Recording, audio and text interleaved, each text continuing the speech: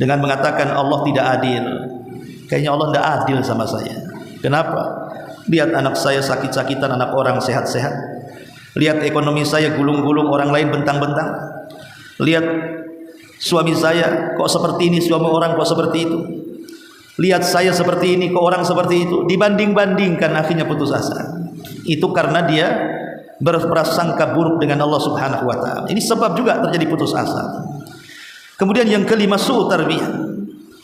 Buruknya pendidikan. Boleh jadi karena sejak kecil tidak pernah ditanamkan agama oleh orang tuanya. Tidak pernah ditanamkan keikhlasan, tawakal, redha, harapan dan yang semacamnya. Intinya tidak belajar agama. Karena rata-rata orang yang putus asa itu orang yang jahil agama. Kalau orang yang ngaji gitu ya, yang tahu agama, jarang orang yang putus asa karena dia tahu ini tidak boleh. Karena putus asa itu dosa besar. Bahkan lebih besar daripada dosanya. Putus asa itu lebih besar daripada dosa yang lainnya. Umpamanya nih, dia itu melakukan dosa seumur hidupnya, kemudian ingin tobat. Sebelum bertobat datang was-was putus asa, akhirnya tak jadi tobat. Kata ulama, putus asa itu justru lebih bahaya dibandingkan dosa yang dilakukan seumur hidupnya. Sebab kalau dia bertobat, walaupun dosa yang dilakukan seumur hidupnya bisa diampuni, tapi gara-gara putus asa dia tak mau tobat jadinya. Jadi putus asa itu yang menghalangi tobat itu. Makanya kenapa putus asa itu lebih besar dosanya daripada dosanya sendiri. Itulah di antara 4 dosa yang paling besar dalam Quran itu salah satunya putus asa itu.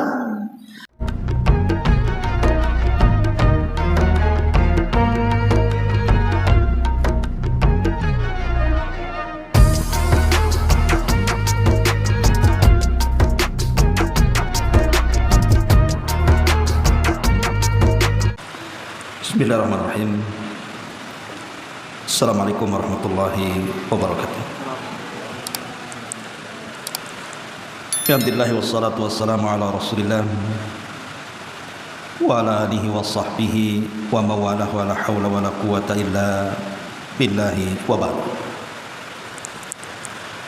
Alhamdulillah di siang ini walaupun cuaca hujan tidak berhenti dari pagi, tapi tidak menyurutkan kita untuk tetap hadir di majelis ilmu.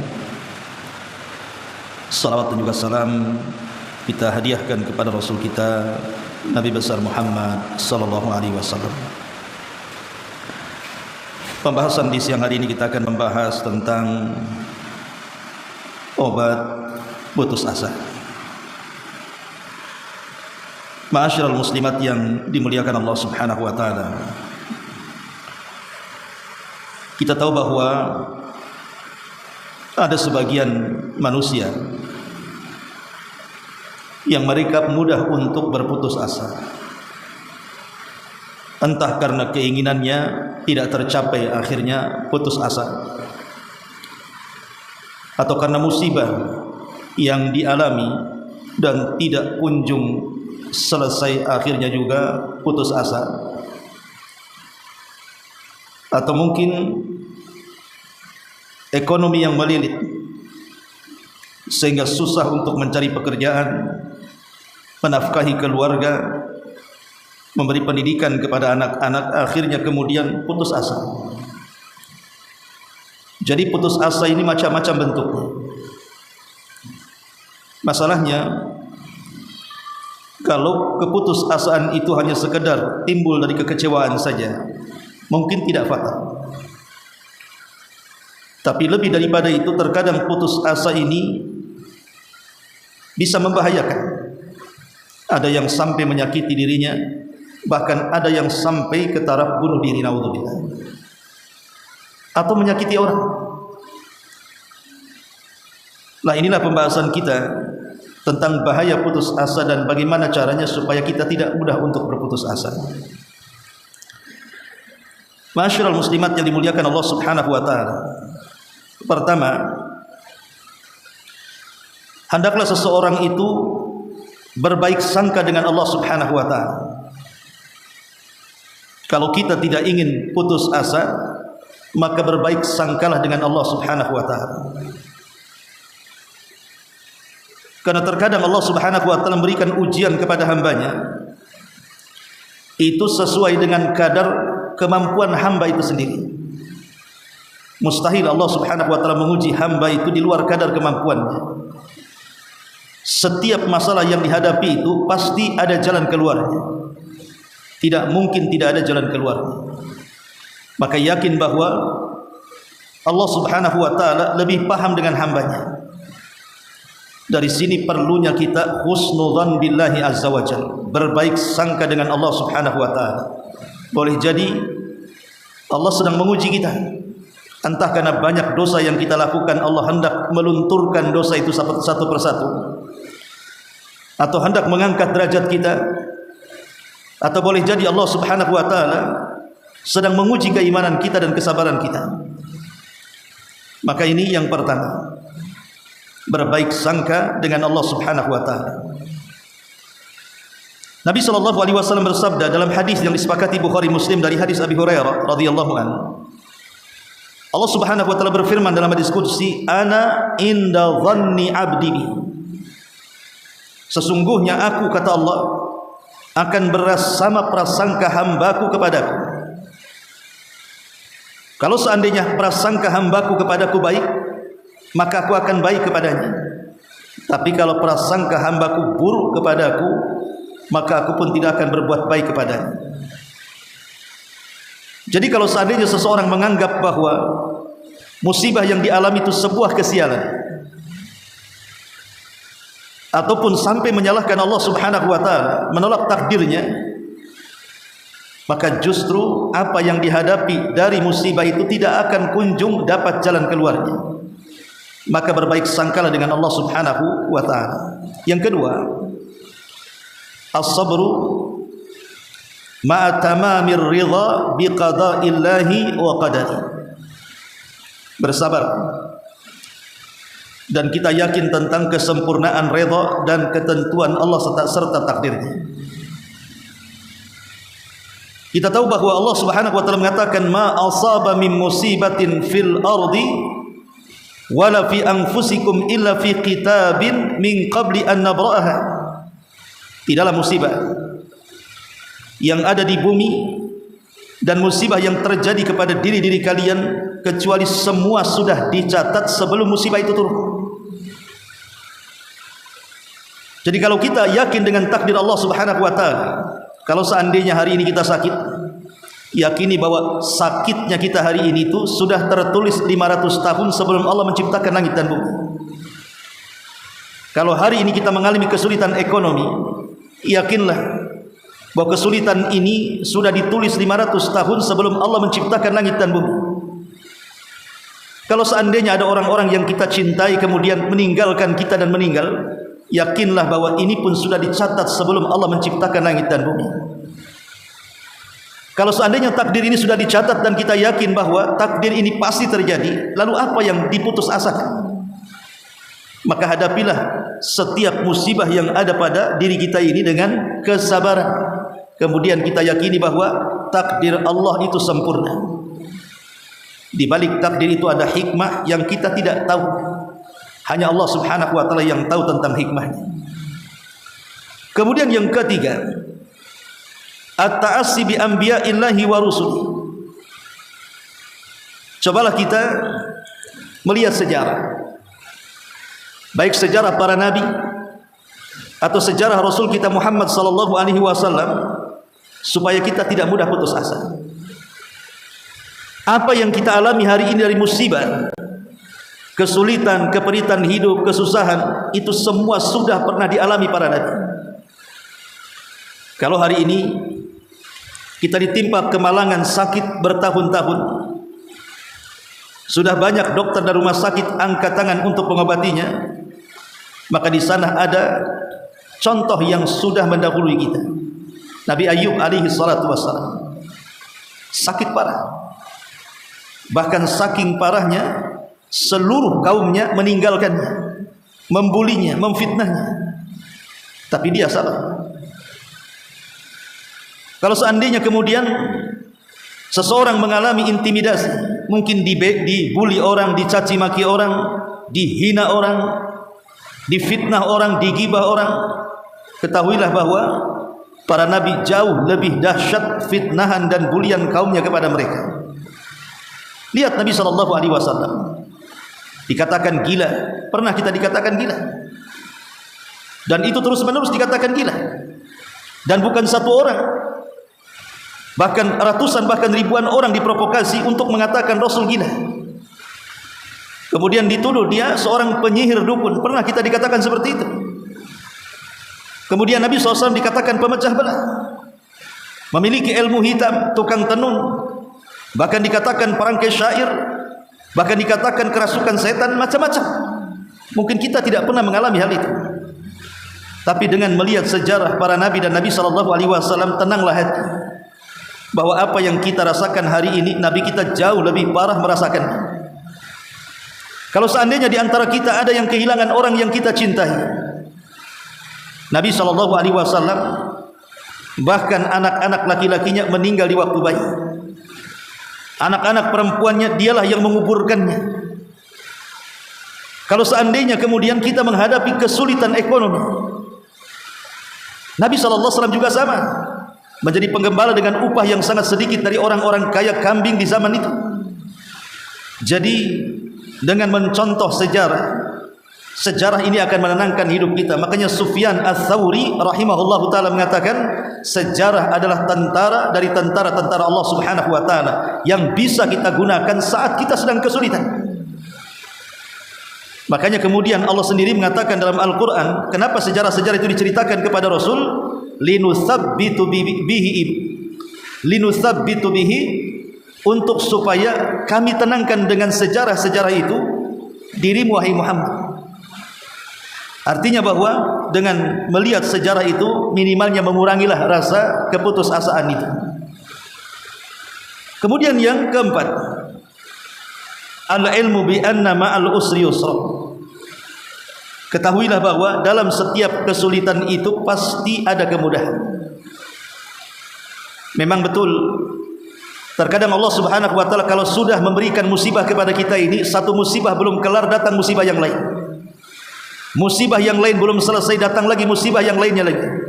Dan begitu seterusnya. Ada musibah itu yang sifatnya beruntun, tapi yakin bahwa di balik musibah itu ada kebahagiaan. Makanya Allah Subhanahu wa taala dengan tegas mengatakan dalam surah Al-Insyirah, fa inna ma'al usri yusran, inna ma'al usri yusran. Sesungguhnya di balik kesulitan itu ada kemudahan, sesungguhnya di balik kesulitan itu ada kemudahan. Kata Al-Imam Abdurrahman Ibn Sa'di ketika memberikan catatan kepada ayat ini, lihat Allah Subhanahu wa taala ketika menyebut kalimat kesulitan al-usri menggunakan alif lam. Begitu juga dalam ayat yang ke-6-nya. Tapi ketika menyebutkan kemudahan, Allah tidak menyebutkan dengan alif lam, tetapi Allah mentanwin keduanya, baik dalam ayat 5 ataupun ke-6. Apa maksudnya? Secara nahwu, alif lam itu lil ma'rifah dan tanwin itu alamat nakirah. Seolah-olah Allah ingin katakan bahwa kesulitan pada ayat yang kelima adalah kesulitan pada ayat yang keenam, tapi kemudahan pada ayat kelima berbeda dengan kemudahan pada ayat keenam. Artinya satu kesulitan bisa datang dua kemudahan, tiga kemudahan, empat kemudahan, dan begitu seterusnya. Maka yakin bahwa di dalam kesulitan itu akan banyak ada kemudahan. Siapa yang memberikan kemudahan? Allah. Makanya sering saya katakan, saya kira saya, ibu atau siapapun, dalam mengarungi kehidupan di dunia ini pasti mengalami kesulitan kan? Pastilah, tidak mungkin ibu tidak pernah mengalami kesulitan itu. Entah kesulitan dalam berumah tangga, entah kesulitan dalam masalah-masalah tetangga, kawan, perusahaan, pekerjaan, apalah sebutkan. Pasti kita pernah mengalami kesulitan dalam hidup kita. Yang saya maksud adalah kesulitan yang sangat sulit, yang terkadang dalam benak kita tidak mungkin keluar dari kesulitan ini. Rasanya dunia ini kiamat. Saya kira setiap manusia pasti akan melaluinya itu. Entah kapan, di mana, pasti satu hari kita akan mengalami kesulitan yang seperti itu. Rasanya dunia ini kiamat, rasanya ingin mati saja, rasanya tidak bisa ada lagi jalan keluarnya. Macam-macam lah pokoknya kita berburuk sangka dengan Allah Subhanahu wa taala dan hampir putus asa. Tetapi betapa banyak orang-orang yang pernah mengalami ke titik ini. Hari ini mereka bisa tertawa, hari ini mereka bisa bersandau gurau, hari ini bisa bercanda dan begitu seterusnya. Kemana kesulitan itu hilang? Bahkan sebagian kita sudah melupakan kesulitan itu. Kalau bukan Allah Subhanahu wa taala yang mengangkatnya, siapa lagi? Dari situ kita makin yakin bahwa dalam setiap kesulitan itu di baliknya akan banyak kemudahan yang datang kepada kita. Maka jangan putus asa. Ya, hari ini memang kita dapat kesulitan, kita tidak tahu besok, lusa, minggu depan, bulan depan, tahun depan, boleh jadi Allah akan merubah semua itu. Karena tidak mungkin Allah menciptakan satu hari akan sama dengan hari kedua, hari kedua akan sama dengan hari ketiga, hari ketiga akan sama dengan hari kelima dan seterusnya. Karena Allah mengatakan wa tilkal ayyam nudawiluha bainan nas. Yang namanya hari itu diputar-putar oleh Allah. Kadang senang, kadang sulit, kadang menangis, kadang bahagia, kadang berkumpul, kadang berpisah, kadang sulit, kadang mudah. Begitulah kehidupan dunia, diputar-putar oleh Allah Subhanahu wa taala. Lalu apa gunanya berputus asa? Ini yang keempat. Kemudian yang kelima, yang bisa menghilangkan keputusasaan adalah at-taqwa. Bertakwa kepada Allah Azza wa Jalla. Jadi kalau ibu banyak kesulitan, jangan jauh dari Allah. Kalau ibu ada kemalangan, jangan lari dari Allah. Kalau ibu menghadapi sebuah masalah, jangan menjauh dari Allah, tapi dekatlah dan makin dekatlah kepada Allah Azza wa Jalla. Jadi kalau kita ini ada masalah, makin rajin salat, makin rajin ngaji, makin rajin doa, makin rajin puasa, makin rajin bangun di tengah malam tahajud dan yang semacam. Karena orang semakin dekat dengan Allah, maka akan semakin mudah mencari jalan keluar dari kesulitannya. Bukankah Allah yang mengatakan dalam Al-Quran, wa man yattaqillah yaj'al lahu makhrajan. Siapapun yang bertakwa kepada Allah, Allah pasti akan mencarikan baginya jalan keluar. Karena takwa itu hakikatnya melibatkan Allah dalam masalah. Yang sering saya katakan bahwa masalah sebesar apapun yang kita hadapi, kalau Allah ikut campur menyelesaikannya, pasti masalah itu akan terurai sedikit demi sedikit. Tapi sekecil apapun masalah yang kita hadapi, kalau Allah tidak ikut campur menyelesaikannya, kita tidak akan mungkin mampu untuk mengurai benang kusut yang kita hadapi. Yakin itu. Maka takwa ini adalah jalan yang sangat tepat untuk menghilangkan keputusasaan dalam hidup kita. Kemudian yang nomor 7, yang bisa menghilangkan keputusasaan adalah berdoa kepada Allah Azza wa Jalla. Bukankah Rasul mengatakan ad-du'a usilahul mu'min? Doa itu senjata orang-orang yang beriman. Kalau seseorang berperang tanpa senjata akan sulit mengalahkan musuh. Tetapi yang namanya senjata itu akan menjadi bermanfaat jika pertama penggunanya lihai menggunakannya dan senjatanya tajam untuk digunakan. Maka doa adalah salah satu senjata bagi seorang mukmin menghadapi masalah. Yang sering saya katakan, terkadang banyak di antara manusia itu tidak melihat nilai sebuah doa, tidak menganggap berharga sebuah doa, kecuali mereka para nabi dan orang-orang yang mengikuti para nabi. Banyak orang yang tidak melihat nilai sebuah doa. Lihat contohnya Nabi Ayub alaihi salatu wassalam. Itu diuji oleh Allah Subhanahu wa taala dengan berbagai macam ujian yang tidak masuk logika manusia. Pertama, 12 anak laki-lakinya meninggal dalam satu waktu. Semua anak kebanggaan Nabi Ayub. Yang kedua, seluruh peternakan dan perkebunannya hangus terlalap api, sehingga menjadi jatuh miskin seketika. Ketiga, Allah Subhanahu wa taala uji dengan berbagai macam penyakit yang kata Imam Ibnu Katsir penyakit Nabi Ayub itu benjol-benjol dari kepala sampai kaki, isi benjolnya nanah dan darah dan sangat gatal sekali. Dan itu Ayub merasakannya selama 18 tahun lamanya, menggaruk dan menggaruk. Sehingga orang menganggapnya Ayub terkena kutukan, sehingga tidak ada orang yang mau mendekat, takut ketularan. Coba 3 musibah ini Bu, kalau mengenai kita, kira-kira masih bisa hidup enggak kita itu? Ekonomi hancur, anak-anak meninggal semua, badan pula penuh dengan penyakit. Saya kira kalau ini terjadi di orang sekarang, dipastikan bunuh diri. Kalau enggak gantung diri, makan racun tuh. Atau mungkin ke Barelang cari jembatan nomor 1. Walaupun sudah ditulis jangan bunuh diri, pasti dia nyemplungkan diri. Itu terjadi itu. Jangan tiga-tiganya lah, baru satu saja gara-gara faktor ekonomi kan Bu. Banyak orang yang bunuh diri.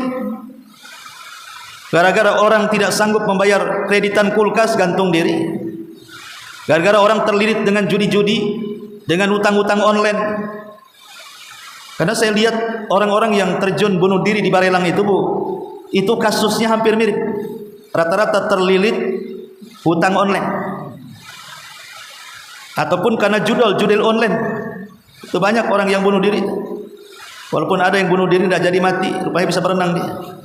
Tapi dari sini menunjukkan bahwa kenapa kemudian kasus-kasus bunuh diri itu karena faktor ekonomi. Karena faktor penyakit yang tidak bisa diobati, akhirnya putus asa. Karena orang ini jauh dari Allah Subhanahu wa taala. Lah Nabi Ayub alaihi salatu wasallam percaya dan yakin bahwa ketika Allah memberikan musibah kepadanya itu tanda Allah sayang dengan dia. Bukankah Rasul yang mengatakan innallaha idza ahabba 'abdan ibtalahu. Allah itu kalau suka dengan hambanya pasti Allah uji hamba itu. Jadi uji itu menguji. Allah itu kalau menguji kita itu sebenarnya tanda sayang Allah kepada kita. Itu yang kemudian diyakini oleh Nabi Ayub alaihi salatu wasallam. Sampai akhirnya Nabi Ayub alaihi salatu wasallam datangi istrinya dan mengatakan, "Ya Ayub suamiku, bukankah kau seorang nabi? Cobalah berdoa kepada Allah. Bukankah doa setiap nabi makbul dikabulkan?" Tapi Ayub mengatakan kepada istrinya, "Tidak. Kalau aku berdoa sekarang tidak adil. Bukankah Allah sudah memberikan nikmat kepadaku 70 tahun, aku baru diuji 18 tahun. Tidak adil kalau aku seandainya berdoa untuk minta kesembuhan. Nanti kalau seandainya ujian dan nikmat itu sudah sepadan, barulah aku akan berdoa." Tapi satu hari ada dua orang yang membicarakan Nabi Ayub dan tidak layak dan tidak pantas disebutkan di hadapan seorang nabi. Satu orang mengatakan, "Saya lihat Nabi Ayub ini selama 18 tahun kok penyakitnya satu cuil pun tidak disembuhkan ya. Jangan-jangan Ayub itu dikutuk." Kawan yang mengatakan, "Janganlah kau mengatakan sembarangan seperti itu. Ayub ini orang baik."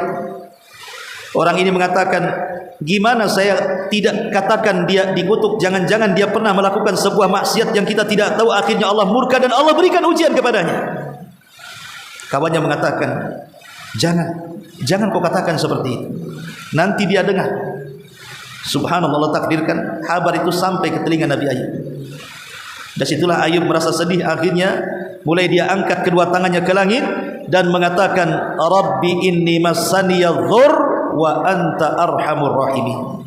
Ya Rabb, aku tahu engkau yang menimpakan madarat ini kebadanku, tapi aku yakin juga engkau zat yang maha penyayang dari seluruh makhluk-makhlukmu yang memiliki rasa penyayang.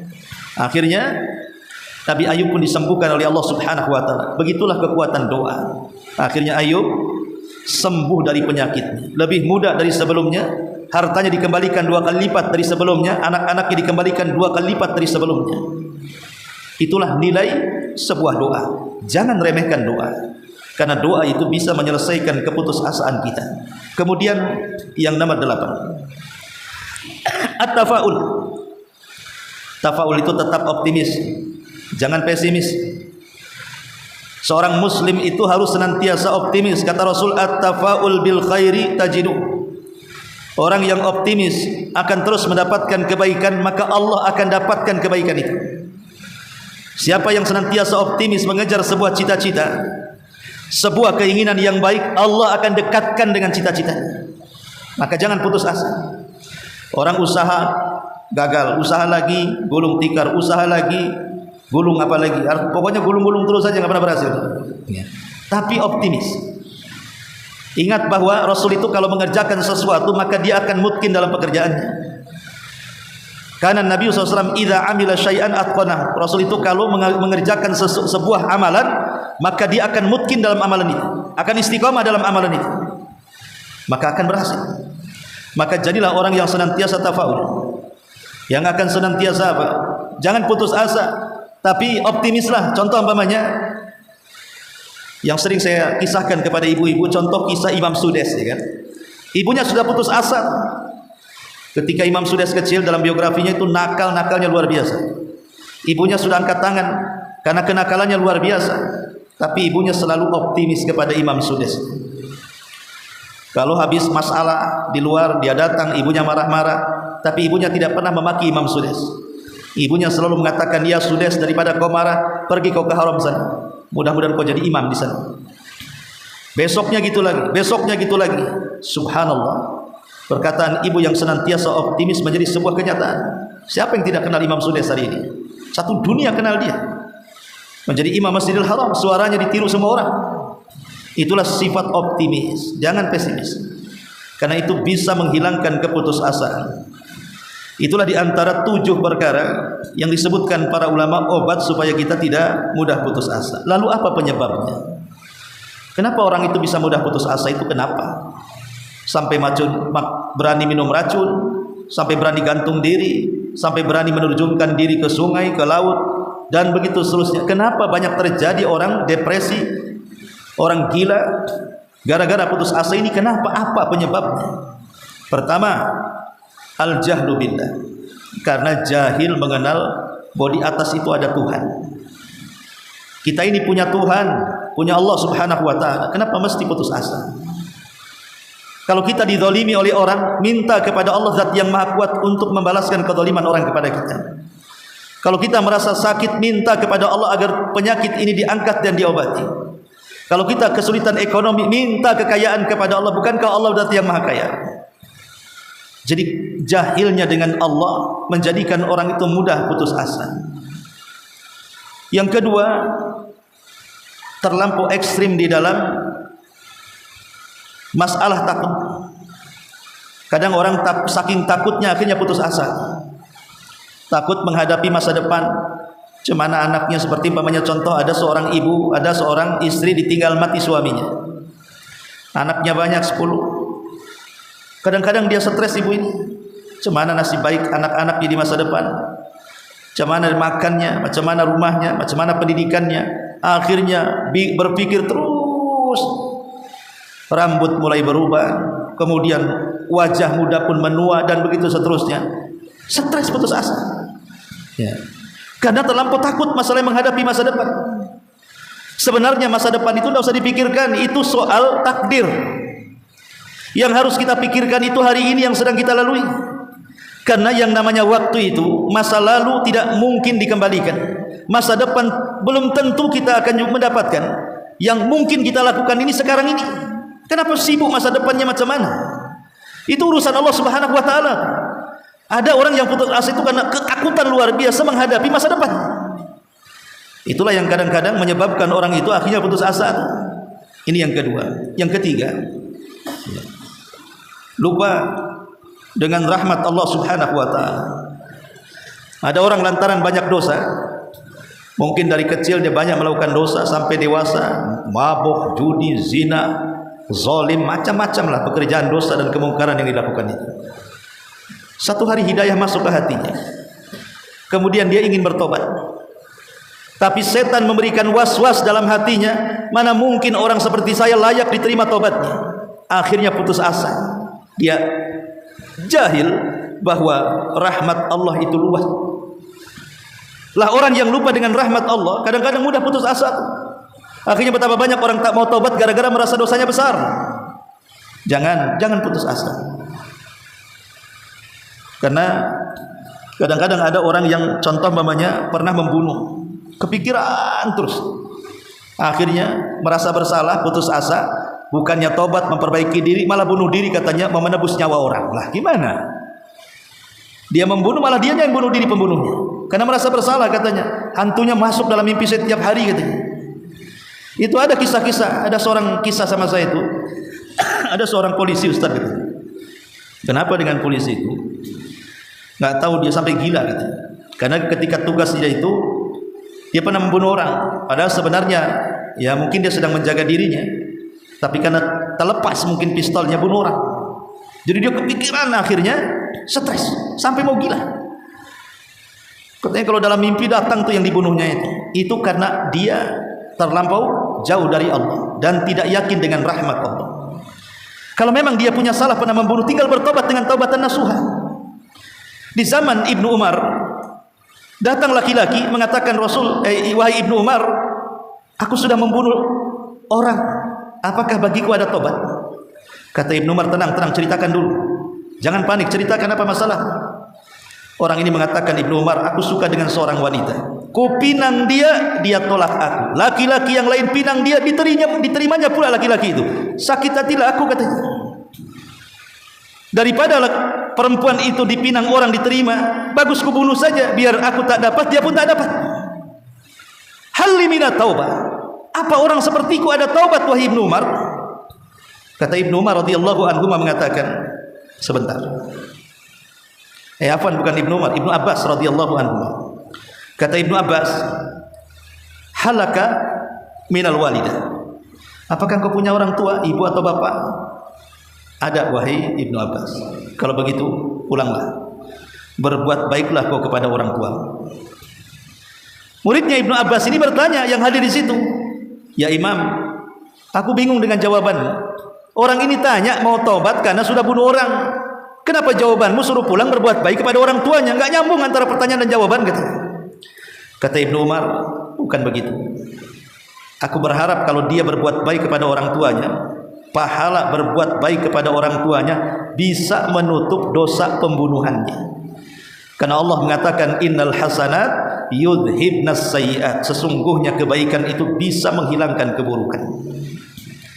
Ma'asyiral muslimin wal muslimat rahimani wa rahimakumullah. Maka ini juga diantara sebab kenapa terjadi putus asa, karena lupa dengan rahmat Allah Subhanahu wa taala. Yang ketiga, dia menyangka an yadhunna bi rabbih ghairal haq. Dia menyangka dengan Rabbnya, dengan Allah Subhanahu wa taala, dengan prasangka yang tidak baik, yang tidak benar. Dengan mengatakan Allah tidak adil. Kayaknya Allah tidak adil sama saya. Kenapa? Lihat anak saya sakit-sakitan, anak orang sehat-sehat.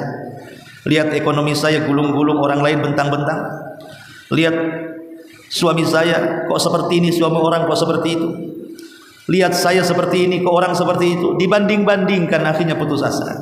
Itu karena dia berprasangka buruk dengan Allah Subhanahu wa taala. Ini sebab juga terjadi putus asa.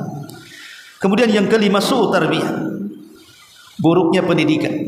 Boleh jadi karena sejak kecil tidak pernah ditanamkan agama oleh orang tuanya.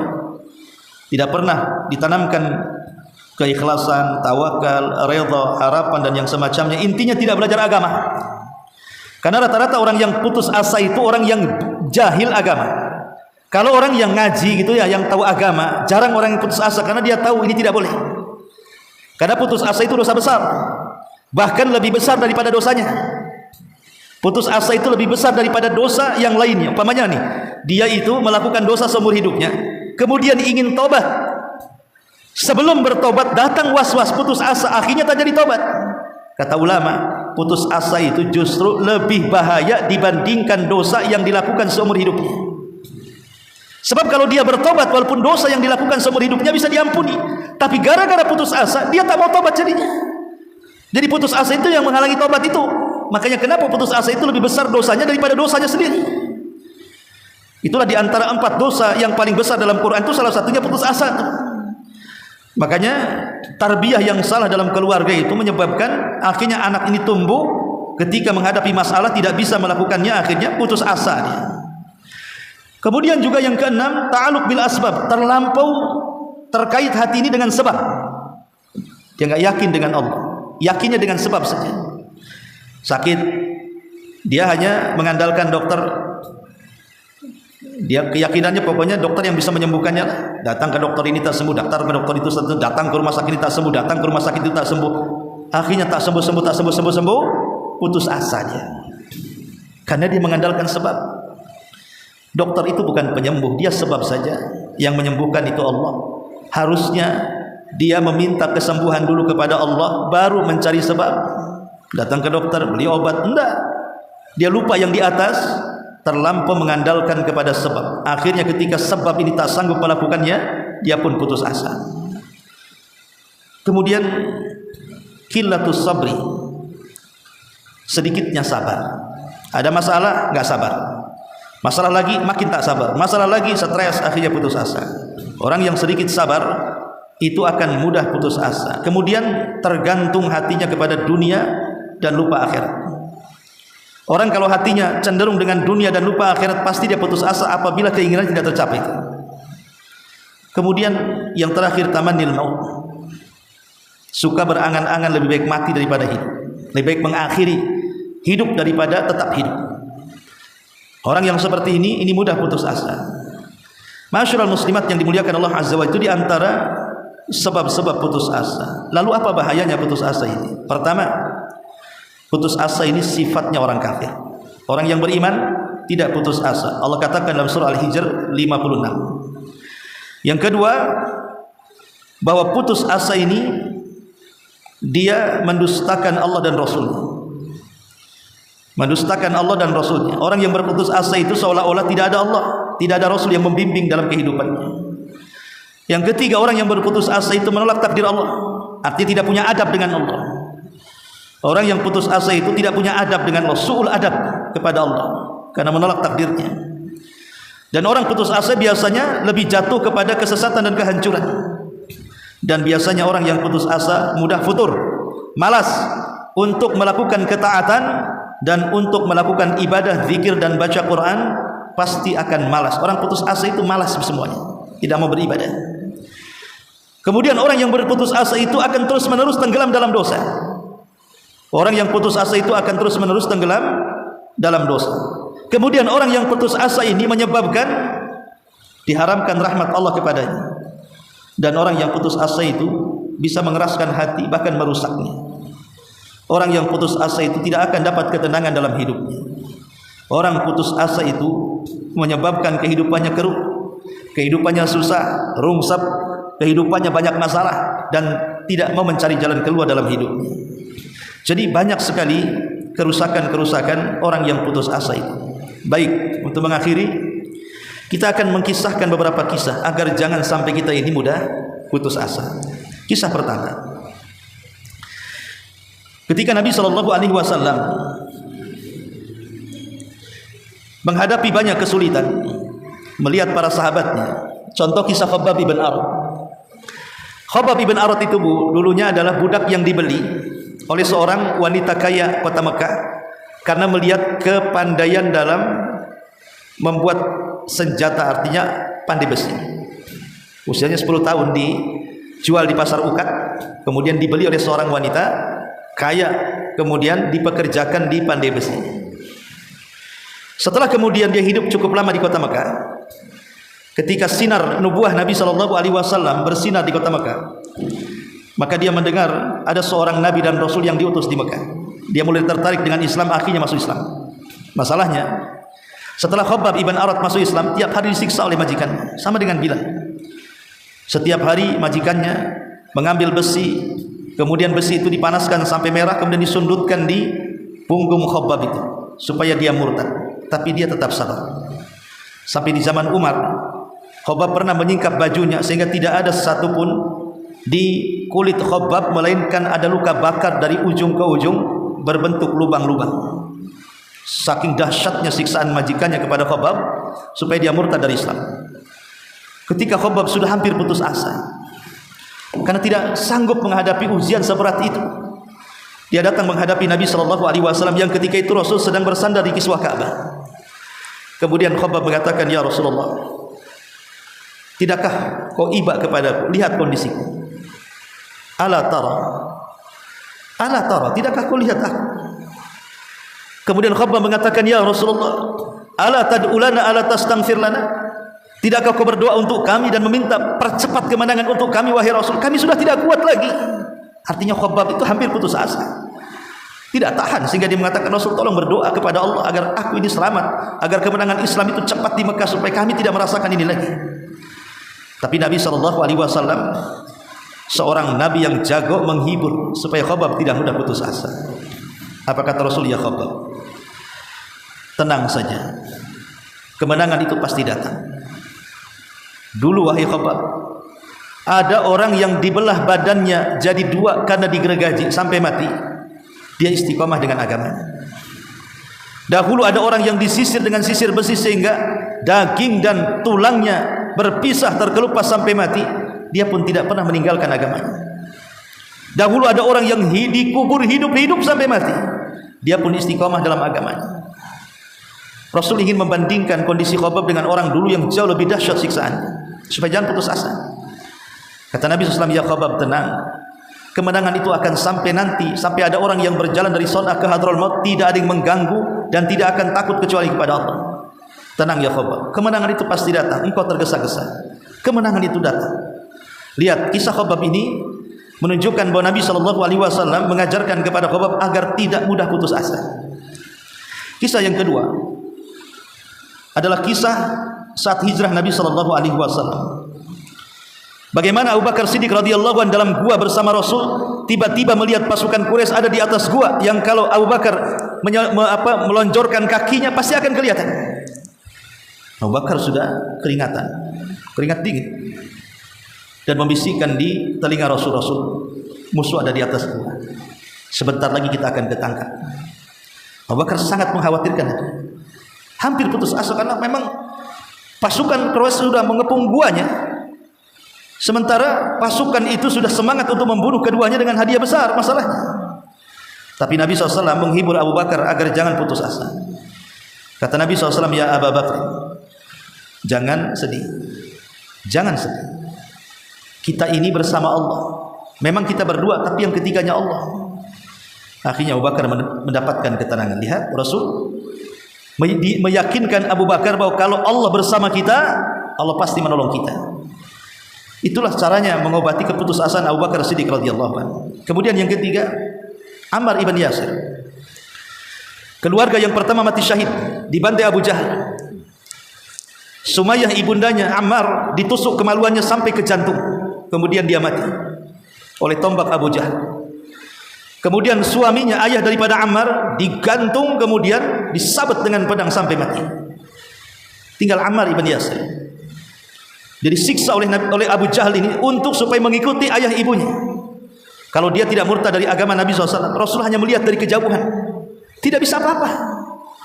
Karena memang Islam masih sedikit, kalaupun melawan percuma. Setelah kemudian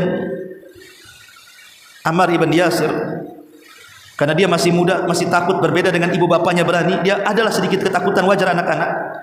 Saat diminta oleh Abu Jahal mencaci maki Rasul dan memuji patung Lata, Uzza, Manat dan Hubal, terpaksa dia memaki Rasul, kemudian memuji patung-patung itu supaya tidak dibunuh. Kemudian setelah itu dibiarkan oleh Abu Jahal lewat Rasul dan mengatakan, sabran ala Yasir fa inna mau'idakumul jannah. Sabarlah wahai keluarga Yasir, Allah janjikan bagimu surga. Artinya jangan putus asa, Allah sudah janjikan bagi kamu dan keluargamu masuk surga. Rasul menghibur dengan cara mengatakan seperti itu, walaupun ucapan Khabbab ini salah mencaci maki Rasul dan memuji patung-patungnya, turun ayat, illa man ukriha wa qalbuhu mutmainnun bil iman, kecuali orang-orang yang dipaksa untuk mengatakan karena nyawa terancam maka tidak dianggap kufur kalau hatinya tetap aman dan tenang dengan keimanan. Turun ayat ini bahwa apa yang dilakukan oleh Yasir ini tidak salah.